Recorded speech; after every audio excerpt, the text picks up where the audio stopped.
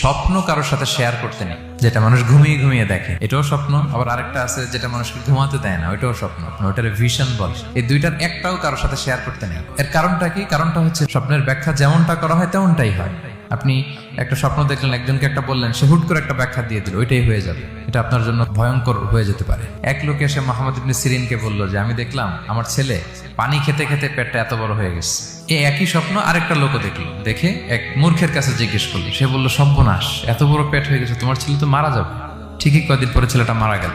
আর একই স্বপ্ন দেখে এই লোক মুহাম্মদ ইবনে সিরিনকে জিজ্ঞেস করেছিল, উনি বলেছেন যে তোমার ছেলে তো অনেক বড় আলেম হবে। ঠিক তাই হয়েছে, ওই ছেলে অনেক বড় আলেম হয়েছে। এই ভিশনও শেয়ার করা যাবে না কারোর সাথে। বিশাল বড় একটা কিছু প্রজেক্ট নিছেন, শুরু করার আগে আপনি বলে ফেলছেন, শেষ, আর এটা হবে না।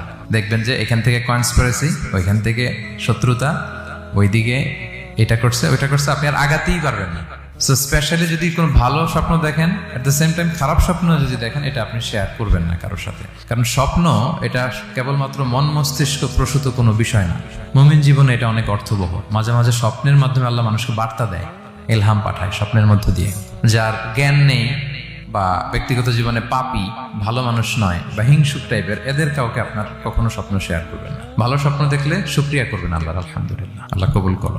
খারাপ স্বপ্ন দেখলে পানাহা চাবেন আল্লাহর কাছে।